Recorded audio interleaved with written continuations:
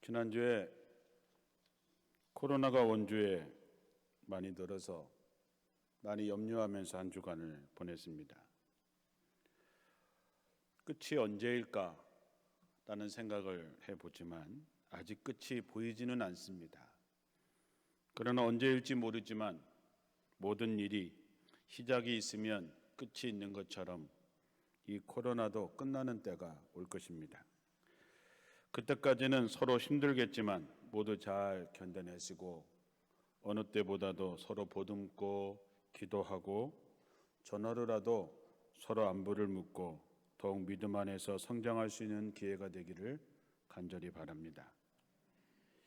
이번 주부터 성경 통독 1000번째에 봉헌하신 분들의 명단이 우리 아래 베다니 홀에 써서 붙여지고 있습니다.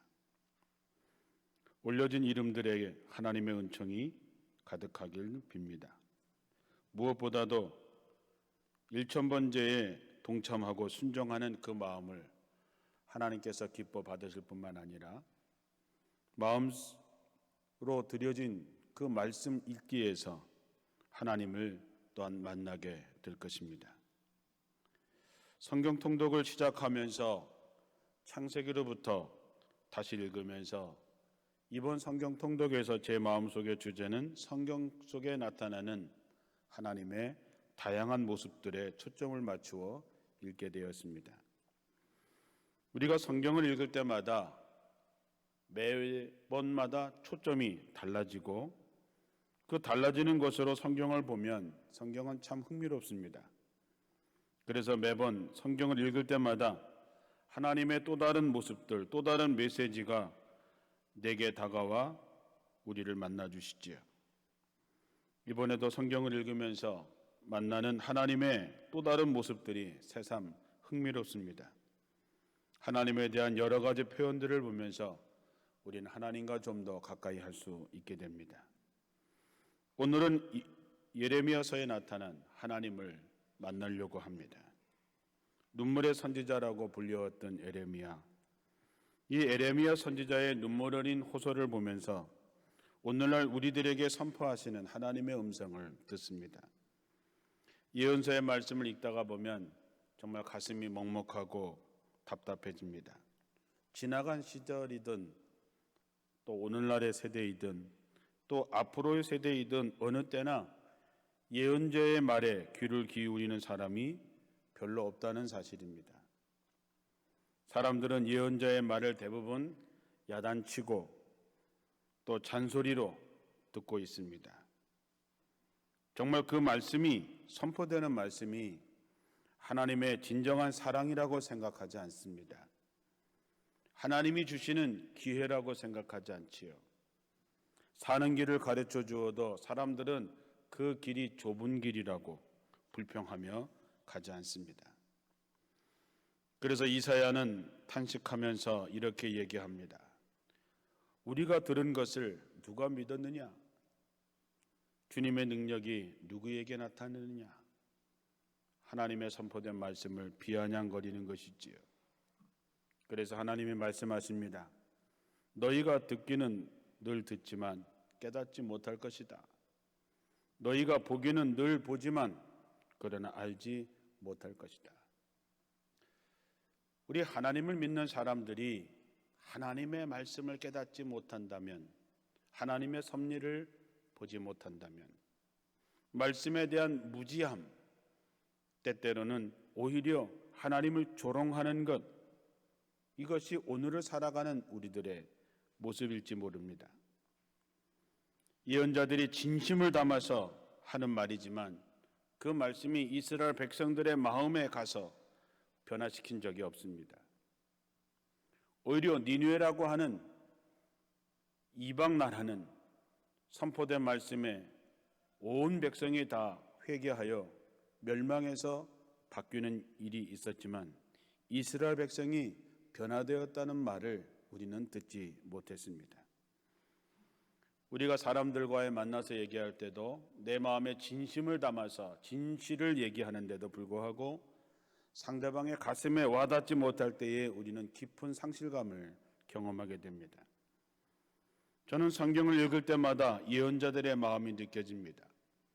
앞으로 어떻게 될지, 어떻게 달라질지를 훤히 꿰뚫어 보긴 하지만, 그래서 설득하고 또 설득을 해도 설득되지 않는 이스라엘 백성들을 보면서 느끼는 예언자들의 아픈 마음이 절절하게 느껴집니다. 예언자들은 이스라엘이 저지르는 불순종으로 말미암아 하나님의 심판이 임박했다고 하는 사실을 누구보다 잘 알고 있습니다. 그래서 예언자들은 분명하고 구체적인 말로 이스라엘 백성들에게 경고합니다. 더 이상은 안 돼. 돌아와야 돼. 더 이상은 안 돼. 더 가면 안 돼. 라고 말하지만 아무도 귀를 기울이지 않습니다. 왜냐하면 당시에 있었던 수많은 거짓 선지자들의 달콤한 말에 길들여진 귀에는 예언자들의 말은 폭력적으로 들리거나 강박관념에 사로잡힌 사람의 헛소리로 들렸기 때문입니다. 예레미야는 유다의 죄가 그들의 마음판에 철필로 기록되어 있고 금강석에 다이아몬드 촉으로 새겨져 있다, 이렇게 얘기합니다. 너희들의 죄가 그렇게 중하게 돼 있다라고 얘기하지만 그들은 하나님을 멀리하고 세상을 의지할 뿐만 아니라 노골적으로 하나님을 비웃기까지 합니다. 그들은 17장 15절에 이렇게 얘기합니다. 주님께서는 말씀으로만 겁주지 별것 아니지 않느냐? 어디 위협한 대로 겁준 대로 되게 한번 해보시지, 이렇게 얘기합니다. 우리도 별반 다르지 않습니다.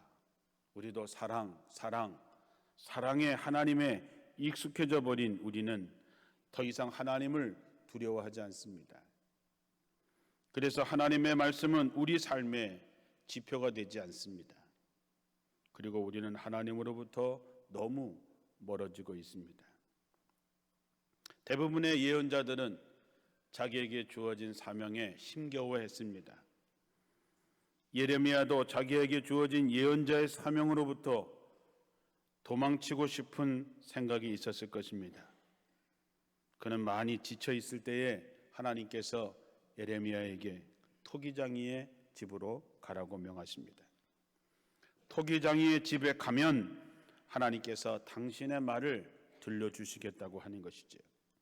예레미야는 토기장이의 집으로 가서 토기장이가 그릇을 만드는 그 과정을 유심히 살펴보게 됩니다. 토기장이가 좋은 흙을 떠다가 채로 거르고 물을 뿌려서 그것을 질흙으로 만들고 그것을 물레에 올려놓고 아주 조심스러운 손길로 그릇을 만들어가는 모습을 봅니다.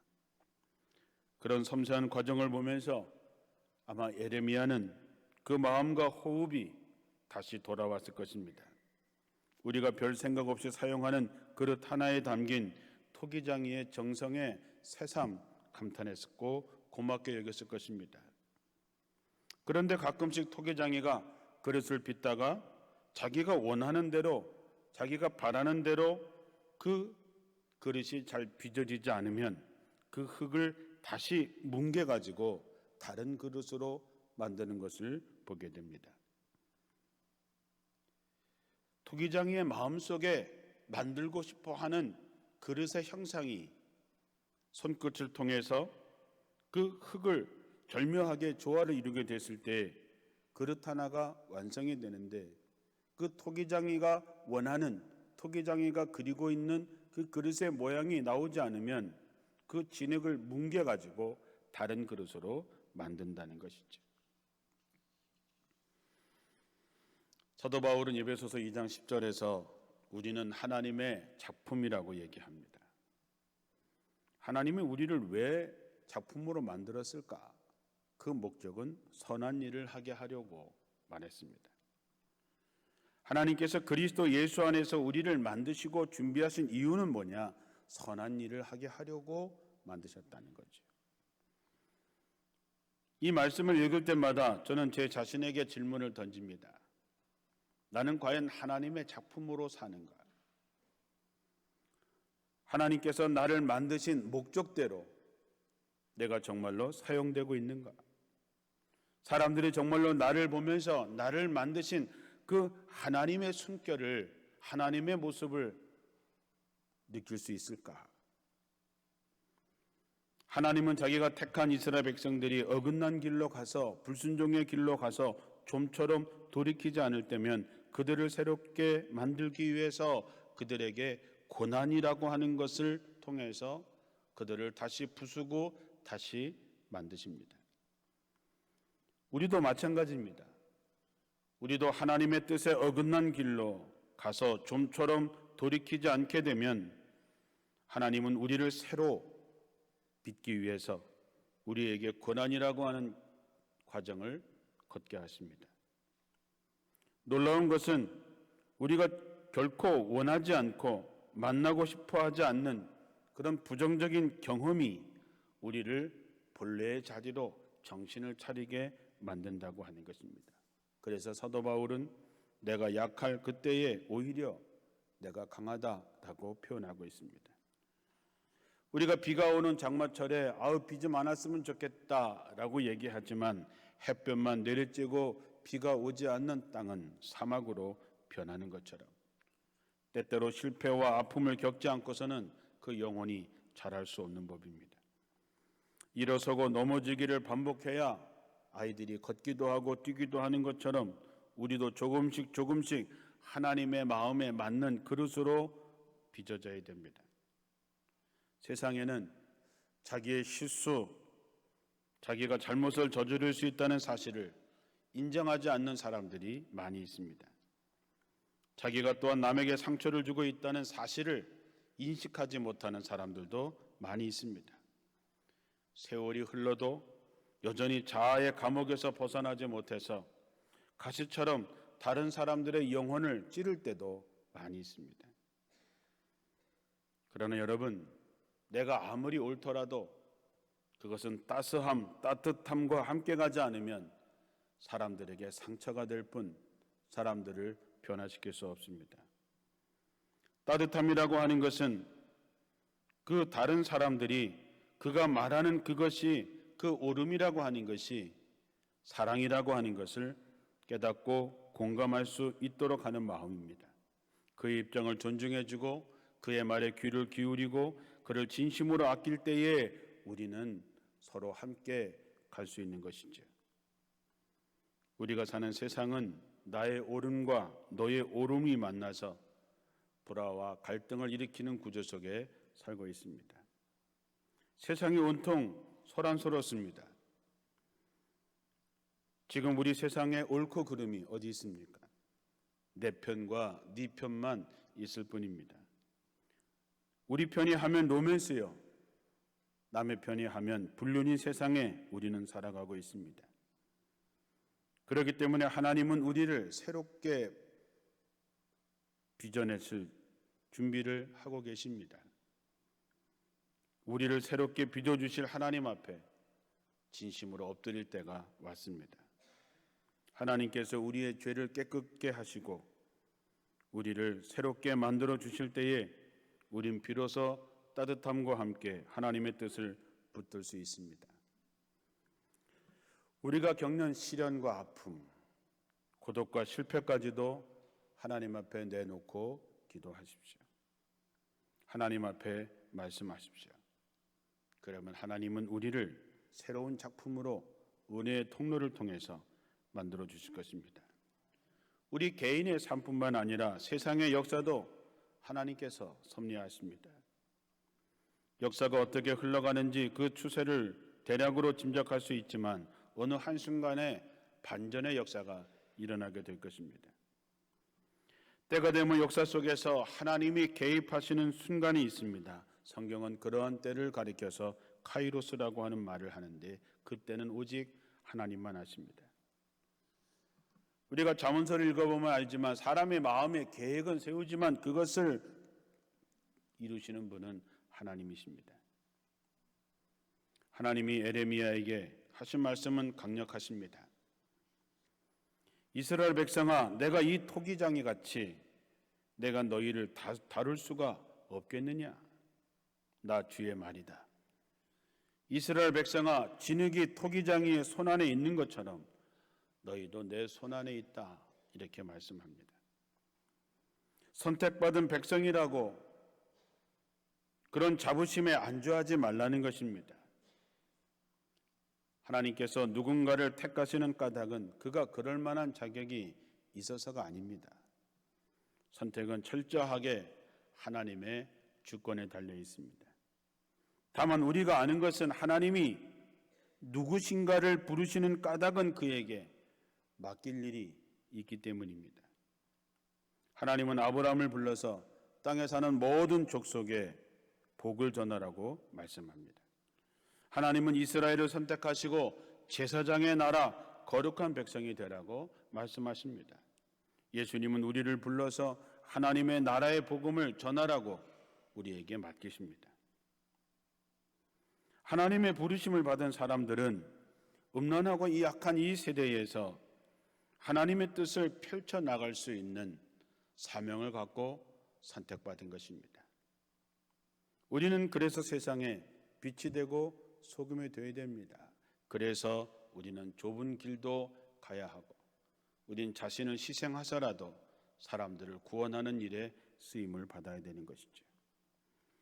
진흙이 토기장의 손에 있는 것처럼 너희도 내 손 안에 있다. 두려운 말씀이지요. 내가 아무리 큰 소리 치고 내가 아무리 떵떵거려도 너는 내 손 안에 있다 하는 것입니다. 아무리 하나님의 선택받은 백성이라고 해도 썩어 문드러지면 주변까지 썩게 하면 하나님께서 그를 버리십니다. 오늘 우리는 또 다른 하나님의 모습을 봅니다. 하나님의 모습은 늘 가장 낮은 자리에서 신음하고 있는 사람들의 신음소리를 못 견뎌 하십니다. 억압자들의 높은 자리를 내치시는 분입니다. 당신에게 등을 돌리는 백성 때문에 상심하시기도 하시고 하나님의 뜻을 따르는 자들로 인해서 기뻐하시기도 하십니다. 우리가 성경이 하나님의 품성을 표현하기 위해서 즐겨 사용하는 몇 가지 단어가 있습니다. 자비로운 하나님의 자비로움, 은혜로움, 노하기를 더디하시는 하나님, 한결같은 사랑의 하나님, 진실이 풍성하신 하나님, 그런 것들이죠. 예전에 성경을 읽다가 뭔가 마음속에 큰 부담이 왔던 게 뭐냐 하면 질투하시는 하나님이십니다. 질투라고 하는 말은 우월한 사람들을 시기하고 증오하는 마음인데 어떻게 세상을 창조하신 세상의 주인 되시는 하나님께서 질투를 하실까? 생각해 보면 우리를 향한 하나님의 사랑의 깊이를 역설적으로 표현한 말이라고 하는 것을 나중에서야 깨닫게 됩니다. 사랑하는 성도 여러분, 이사야는 하나님의 사랑을 비록 어머니가 자기가 낳은 자식을 잊는다고 하여도 하나님은 절대로 너를 잊지 않겠다 말씀합니다. 그러나 오늘 예레미야서를 통해서 우리에게 말씀하시는 하나님은 뜻을 돌이킬 수 있다. 뜻을 돌이키시는 하나님의 모습을 보여줍니다. 초지일관이라고 하는 것이 늘 좋은 것만은 아니죠. 길을 잘못 들었는데 기왕 접어들었는데 그냥 가자. 엉뚱한 길로 가고 있을 때 하나님께서 경고를 계속해서 해도 계속 가면 그것만큼 어리석은 일이 어디 있겠습니까? 돌이켜보면 다시 원점에서 잘못된 자아를 부수고 새롭게 빚어지는 과정이 필요한 것이죠. 하나님은 한때 어떤 민족이나 나라들을 뿌리채 뽑거나 그들을 부수거나 그들을 멸망시키겠다고 하셔도 그들이 죄악에서 돌이키기만 하면 그 재앙을 거두십니다. 반대로 어떤 민족이나 어떤 사람이라도 그를 통해서 하나님의 역사를 이루겠다고 약속하셨지만 그들이 순종하지 않고 악한 일을 계속해서 했을 때는 약속을 거두십니다.